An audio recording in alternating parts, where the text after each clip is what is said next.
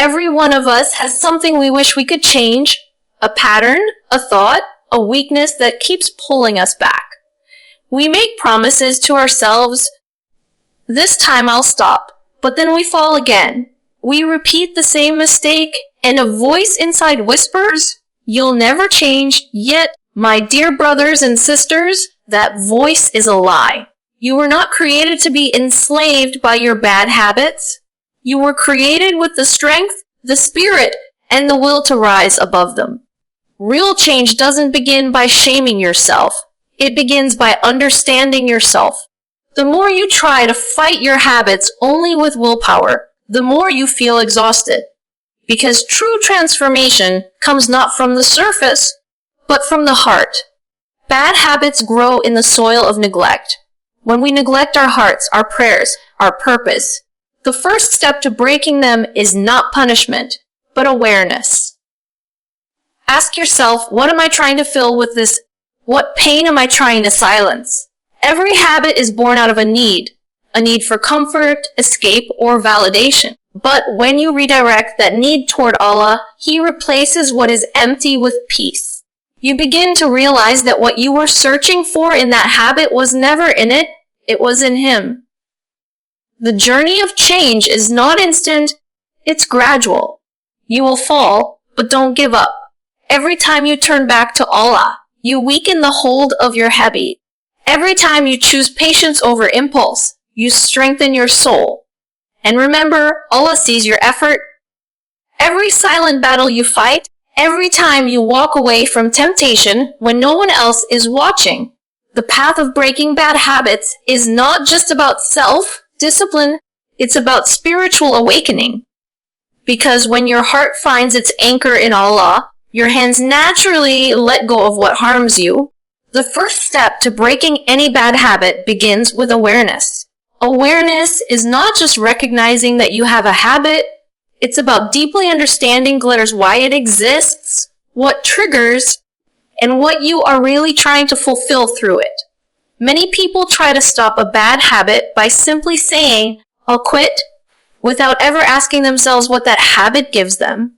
The truth is, no habit exists without a reason. Every behavior, even the one that harms you, is meeting some need inside of you. Maybe the need to feel comforted, distracted, loved, or in control.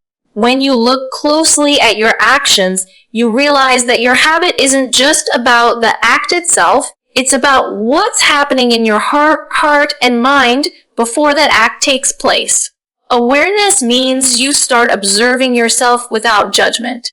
It's about stepping outside of the automatic patterns and becoming conscious of them. Ask yourself, what happens right before I fall into this habit? What am I feeling in that moment? Is it boredom, sadness, loneliness, fear, or anxiety? Many times, we reach for a bad habit when we're trying to escape a feeling we don't want to face. Maybe you scroll endlessly through social media because you don't want to sit with your thoughts.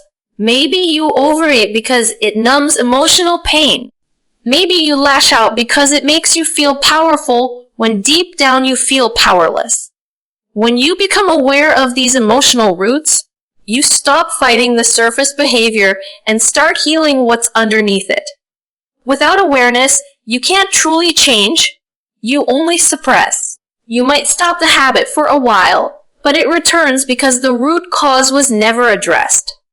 Think of a tree with deep rest. You can cut its branches, but unless you pull it out from the root, it will grow back.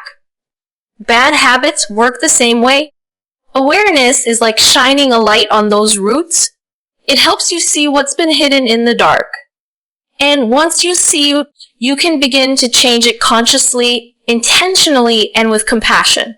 Sometimes we avoid awareness because it's uncomfortable. It's easier to blame ourselves or to distract ourselves than to face the truth. But real healing begins the moment you choose honesty over denial.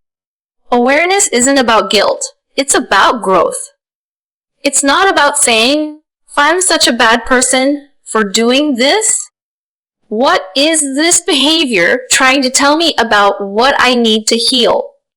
When you look at your habit through this compassionate lens, you begin to break the shame cycle that keeps you trapped. Because shame says, you're too broken to change, while awareness says, you are strong enough to understand and rise.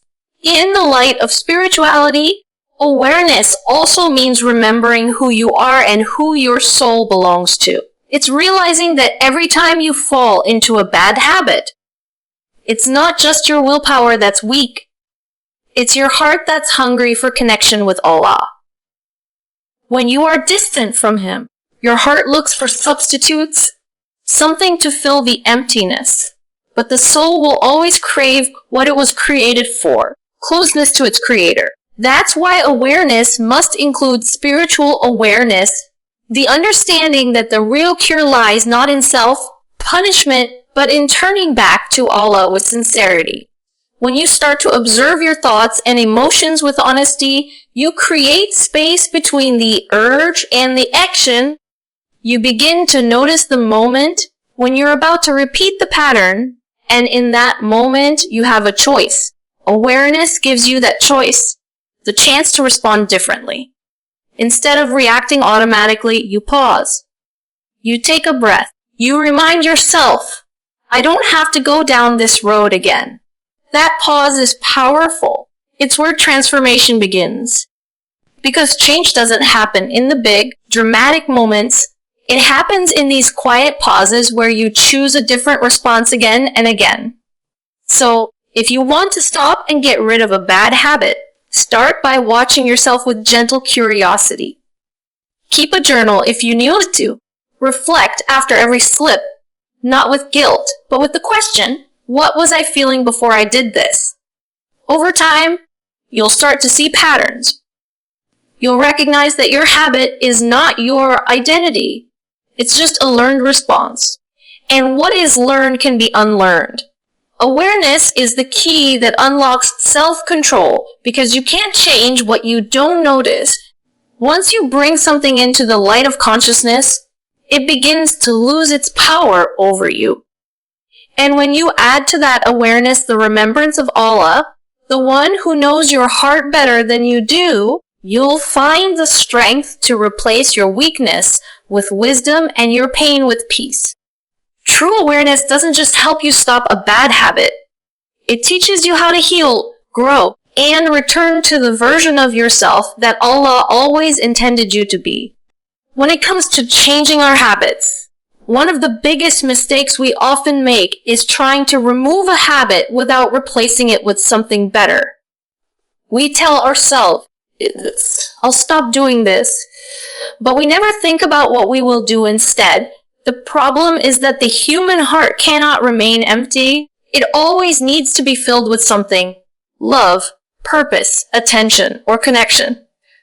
When you remove a bad habit without replacing it, you leave an empty space behind, and that space eventually pulls you back to the same pattern because the need that created it was never satisfied.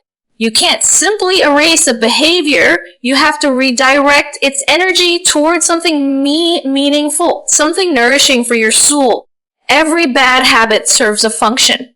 It gives temporary comfort, distraction, or relief. That's why it's so difficult to let go. If you take away that source of relief without finding a healthier alternative, your mind and heart will crave it in. It's like trying to pull out a thorn without treating the wound. The pain remains, and you'll instinctively look for something to soothe it. This is why change built only on denial and restriction often doesn't last. You can't just say no to your habit. You must also say yes to something better. Think of it this way: when you stop feeding your heart with something harmful, you must start feeding it with something healing. Replace gossip with silence or decor. Replace procrastination with meaningful small steps. Replace aimless scrolling with reading something that inspires your mind and uplifts your faith. Replace overeating with mindfulness and gratitude. Replace anger with patience and understanding. Every harmful act has an opposite that nurtures the same part of you, but in a way that aligns with your values and your purpose. Real transformation is not about emptying your life of pleasure. It's about redefining pleasure so that it aligns with peace. Spiritually, this concept runs deep. The prophets said that when the heart is empty of remembrance, it becomes vulnerable, like a house with open doors for the enemy to enter. When you remove sin or distraction from your life, you must fill that space with the remembrance of Allah, or else something else will take its place. The soul was created to its place, and if it doesn't worship Allah, it will end up worshiping something else, a desire, a person, or even an emotion. That's why replacing is not just a psychological principle, it's a spiritual necessity.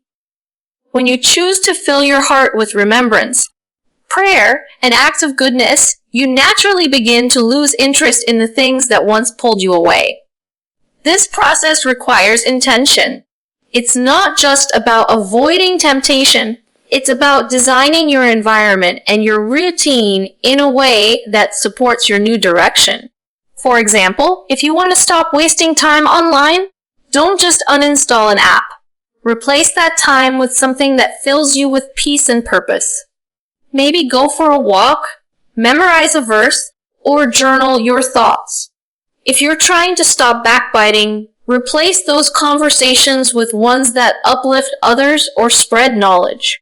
If you want to quit a habit tied to stress, replace it with something that calms your nerves in a healthy way, like prayer, breathing exercises, or creative expression.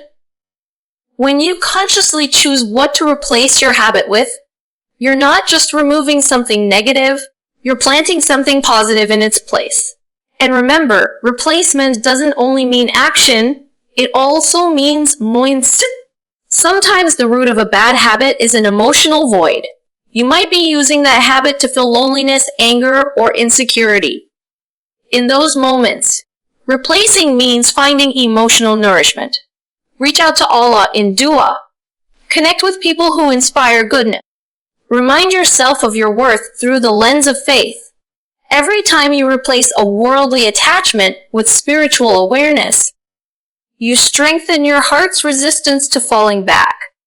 It's also important to be realistic. The process of replacement doesn't happen overnight. You might remove a habit and feel restless for a while because the old comfort is gone and the new one hasn't yet taken root. This discomfort is not failure. It's part of the transition. Your heart is learning new rhythms, new sources of joy. Be patient during that in-between stage. Over time, the new habits will begin to feel natural, and the old ones will lose their hold. Ultimately, the goal is not just to stop doing something wrong, it's to fill your life so richly with what is right that there's no room for the wrong to return. Imagine your heart as a garden. If you simply pull out the weeds, the soil remains bare and vulnerable. But if you plant flowers, nurture them, and let them grow, the weeds have no space to come back. The beauty takes over. Similarly, when you fill your life with purpose, gratitude, remembrance, and good deeds, the emptiness that once fed your bad habits slowly disappears. So, don't aim for an empty heart. Don't just remove. Replace. Replace your weakness with worship, your distraction with direction, your despair with dua. When you fill the spaces that once held your bad habits with light, the darkness has no place to return. This is how real, lasting change happens, not by deprivation, but by transformation. When we talk about breaking bad habits, we often think of strategies, discipline, or motivation. But the truth is, none of these things can bring real, lasting change without one essential element: seeking Allah's help. Human willpower is limited. It rises and falls with our emotions, our environment, our strength on a given day. Some days we feel determined and focused, and other days we feel weak and lost. But Allah's power never weakens. His mercy never runs out. His guidance never stops.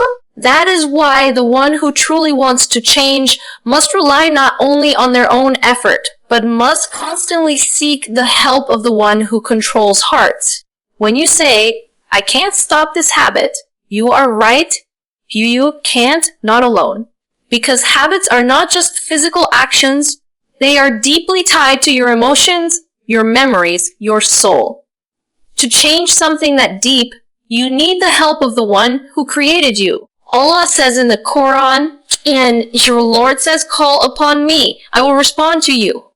This is not just a promise, it is an invitation to surrender your struggle to the one who can turn your weakness into strength. Every time you feel that pull toward your bad habit, pause and whisper a dua. Say, Ya Allah, I can't do this without. Help me control myself. Help me overcome this test. Help me replace this habit with something that pleases you. That moment of turning to Him is not small, it's small. It transforms your struggle from something purely human into something spiritual.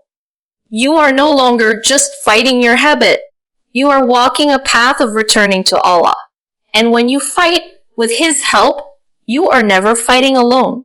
We live in a world that glorifies self-reliance. Believe in yourself. Be strong. You've got this. But there is a quiet kind of strength that comes from saying, I don't got this, but Allah does. That humility opens doors that pride keeps shut. Because when you admit your dependence on Allah, you invite His power into your weakness. He becomes your shield, your support, your light in the moments you feel. Seeking Allah's help also means being consistent in your connection with Him. Don't just call on Him when you're in trouble or when you've fallen. Make Him part of your daily life. Talk to Him in your prayers, your dua, your quiet moments. Even when you've succeeded for a while, keep asking for His guidance. Because the moment you think you can handle it on your own, that's when you begin to slip again. The Prophet said, the hearts of the children of Adam are between two fingers of the Most Merciful. He turns them as He wills. This reminds us that even the strength to remain firm in goodness is a gift from Allah. You'll ask for Allah's help and still fall back. You might feel like He hasn't heard you, but that's not true. Every sincere dua is heard. Sometimes the answer is not immediate freedom, but gradual strength. Sometimes Allah doesn't remove the habit instantly because He wants you to grow through the process. He wants you to learn patience, humility, and dependence on Him. He wants you to understand that victory comes from persistence, not perfection. Every time you fall and turn back to Him, your relationship with Him deepens. Your heart becomes softer, more aware, more alive. When you seek Allah's help, remember to also take action. Dua is powerful, but it works hand in hand with effort. You must do your part. Avoid triggers, build new routines, surround yourself with reminders of Him. But let your effort come from a place of reliance, not pride. Say to yourself, I'm trying because Allah commanded me to try, and I'm trusting Him with the result. That balance between striving and trusting is the essence of tawakkul, true reliance on Allah. And in the moments when you feel despair, when you think I'll never change, remember that Allah is Al-Ghafur, the most forgiving, and Al-Hadi, the one who guides. No matter how many times you return to your bad habit, return to Him even more. His door never closes. He never says, you've asked too many times. He never gets tired of hearing you say, Ya Allah, help me. Every tear, every prayer, every effort is counted. The beauty of seeking Allah's help constantly is that even your struggle becomes worship. Every time you resist for His sake, you're earning reward. Every time you turn to Him after a mistake, you're cleansing your heart. You're not just breaking a habit. You're building a relationship. You're proving to your soul that you are not defined by your weakness, but by your willingness to return to the one who can heal it. So, seek Allah's help not once, but constantly, in every moment of weakness and strength, in every fall and rise. Because when you hold on to Him, even the heaviest chains begin to break. And the more you depend on Him, the freer you become. Patience is one of the most beautiful yet most difficult virtues to practice when trying to change yourself. When we decide to break a bad habit, we often expect instant transformation. We want to see quick results, to wake up one day and find the temptation gone, the struggle over, the old patterns erased. But the truth is, real change doesn't happen overnight. It unfolds slowly, quietly, and often painfully. It is a journey of progress, not perfection. And to walk this path, you must be patient, patient with your heart, patient with your mistakes, and patient with the timing of Allah. When you start to change, there will be moments of hope and motivation, days when you feel strong and inspired. But there will also be days when you feel weak, when the pull of your old habits feels unbearable, and when you wonder if you're even capable of change. It's in those low moments that patience becomes your greatest strength. Because patience isn't about waiting for the storm. It's about learning how to keep walking through the storm with faith. It's about trusting that every small step, even if it doesn't look like much, is still progress. Many people give up because they think, I keep falling, so I must be failing. But falling is not failure. It's part of the process. Every time you fall and get back up, you build spiritual muscle. You become stronger, more aware, more humble. Allah doesn't expect you to be perfect. He expects you to keep trying. He loves those who keep returning to Him. The Prophet said, the most beloved deeds to Allah are those that are consistent, even if small. That means that your small, sincere efforts, your quiet prayers, your moments of restraint, your silent tears, are more precious to Allah than you can imagine. Patience also means accepting that some habits are deeply rooted. They've grown over years, maybe even decades. You can't expect to uproot them in a few days. The healing of the heart takes, just as physical wounds take time to close and heal, the soul also needs time to recover from the habits that have wounded it. You must give yourself permission to be a work in progress. Don't rush the journey, because Allah has wisdom in the waiting. Sometimes He delays your breakthrough not to punish you, but to purify you, to teach you discipline, self-awareness, and reliance on Him. Being patient with the process also means showing mercy to yourself. We are often our own harshest critics. We talk to ourselves in ways we would never talk to someone we love. We say things like, I'll never change, or if I'm too weak, but such thoughts only deepen despair. The journey of change requires compassion. Just as Allah is patient with you, you must be patient with yourself. If He hasn't given up on you, why should you give up on yourself? Every time you fall, remind yourself that this is part of how you learn. Every setback is an invitation to return to Allah more sincerely.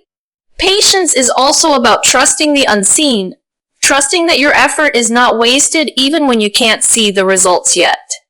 Sometimes, Allah hides the fruit of your work so you learn to focus on Him, not just the outcome. You may not notice it, but your soul is slowly transforming. You're becoming more aware, more conscious, more spiritually awake. That is progress, even if your outer struggle still continues. Change doesn't always show on the surface right away. It begins within, like a seed growing beneath the soil. And when the journey feels long, remember that Allah is with the patient. He sees your effort when no one else does. He hears your silent cries. He knows the strength it takes to say no to your desires for His sake. Patience is not weakness. It is strength throughout weakness. It is thulith. It is the quiet resilience of the heart that refuses to give up, even when the world says it's impossible. So when you feel like giving up, remind yourself that you are not walking alone. Every struggle is seen by the One who rewards every effort. Every moment you hold yourself back for His sake, you are rising in His sight. Change may take time, but that time is not wasted. It's sacred. Allah is shaping you, teaching you, softening you, preparing you for something greater. Be patient with the process, because it is through patience that hearts are purified, souls are strengthened, and real transformation takes place. The path to freedom from bad habits is not meant to be easy. It's meant to be meaningful. And those who persevere through trusting Allah through every fall and rise, will one day look back and realize that every moment of patience was worth it. The company you keep, the environment you live in, and the things you expose your heart to all shape who you become. No one grows in isolation. Every habit you develop, good or bad, is influenced by the energy and people around you. That's why if you want to get rid of bad habits and truly change your life, you must surround yourself with light, with people, spaces, and reminders that bring you closer to Allah and to the best version of yourself. The truth is, darkness and light cannot exist in the same space.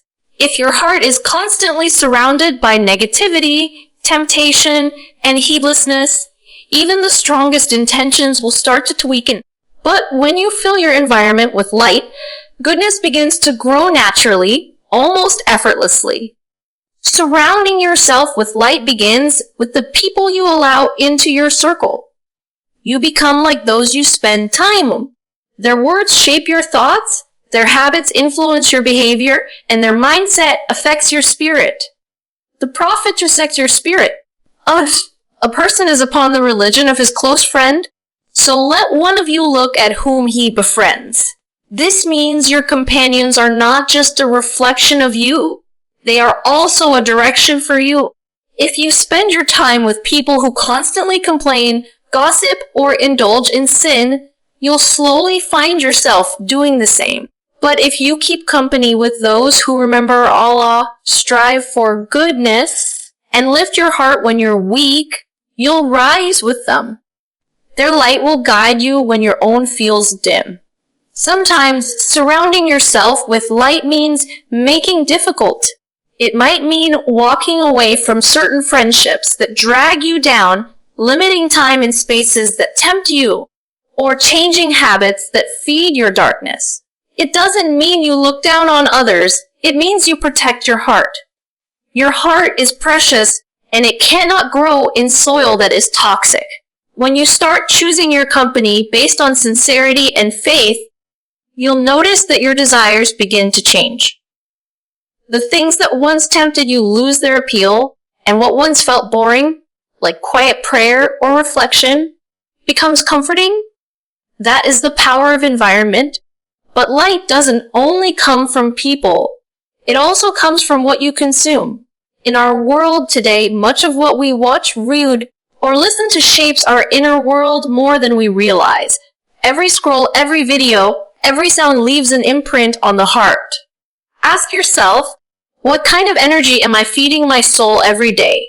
If your daily intake is filled with negativity, lust, materialism, or distractions, it becomes much harder to resist bad habits. But if you choose to fill your heart with light, with Quran, reminders, knowledge, and positive content, that light starts to change you from within. What you expose your eyes and ears to either nourishes your soul or poisons it. Choose nourishment. Surrounding yourself with light also means seeking spaces that remind you of Allah. The masjid, gatherings of dhikr, classes of knowledge, or even just peaceful moments alone in reflection. There is a special tranquility that descends upon hearts in these spaces. It's not about being perfect, it's about being sincere. Even sitting quietly among righteous people brings blessing. The Prophet Torsi said that in gatherings where Allah is remembered, angels surround them, mercy covers them, and Allah mentions them among those near Him. Imagine that, just by being in the company of goodness, you are wrapped in divine mercy. That's the kind of light that heals hearts and weakens bad habits. And sometimes, the light you need isn't external. It's the light you build within yourself. You can surround yourself with light by becoming a source of it. Be kind, even when others are harsh. Forgive, even when it hurts. Speak good words. Help others quietly. When you spread light, you also strengthen it within your own heart. Darkness cannot stay in a heart that keeps giving light. But remember, surrounding yourself with light doesn't mean living a life of isolation or judgment. It means striving for balance, to engage with the world but not be consumed by it, to stay connected but not corrupt. It means having boundaries that protect your peace, your iman, and your focus.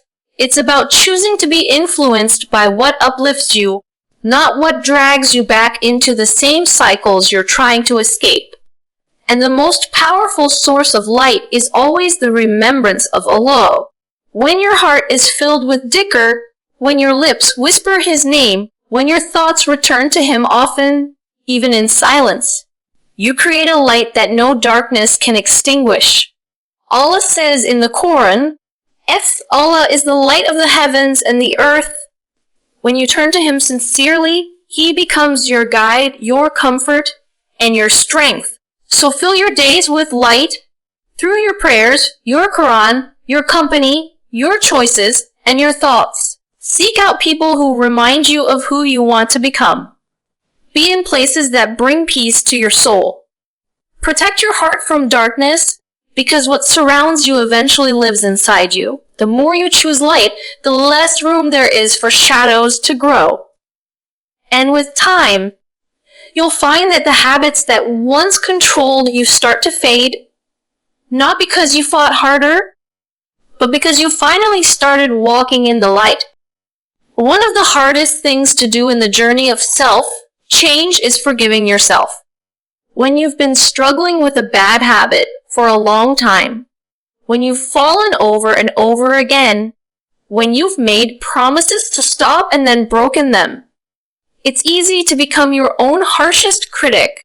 You begin to believe that you're too weak, too far gone, too flawed to ever change. You start carrying the weight of guilt like a chain around your heart, and instead of helping you move forward, it keeps you trapped. But the truth is, you cannot heal if you keep punishing yourself for being broken. Growth begins with mercy. The mercy you give yourself after you fall, and the hope you hold on to that Allah's forgiveness is always greater than your failure.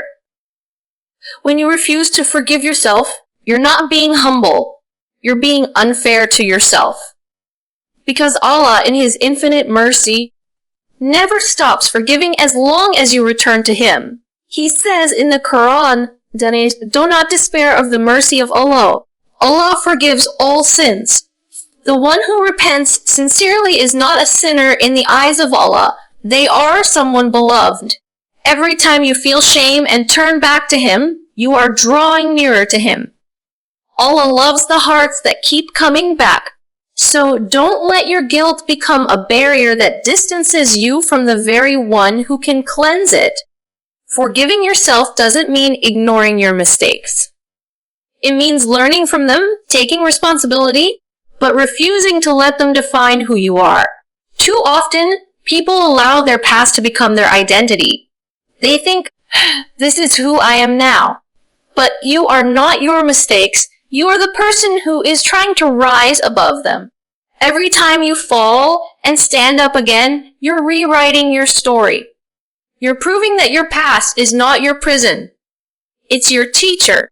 Sometimes the reason we don't forgive ourselves is because we expect perfection. We think true change means never falling again. But real transformation is rarely a straight path. It's full of ups and downs, relapses and restarts. The goal isn't to never slip. The goal is to never stop returning. Each time you come back stronger, wiser, and more aware. The Prophet said, "Every son of Adam sins, and the best of those who sin are those who repent." That means falling doesn't make you bad. Refusing to get back up does.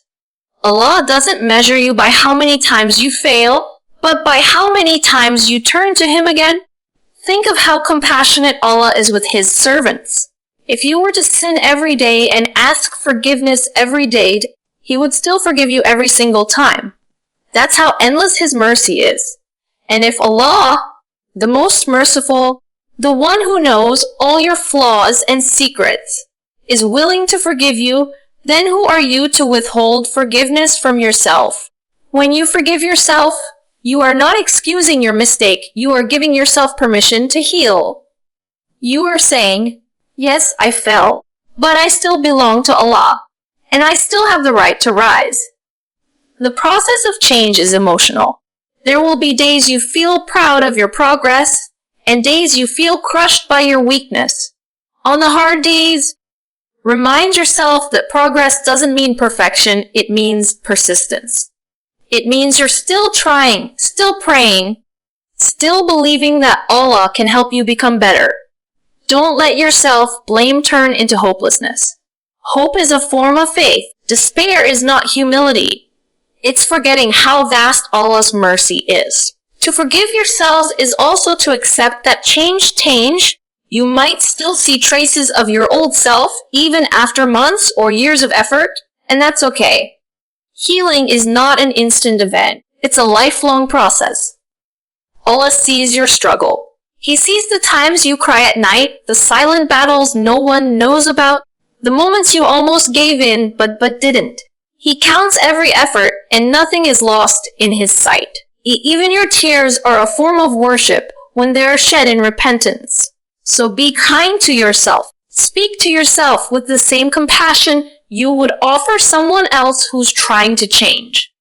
You are not hopeless. You are human. You are a soul in progress.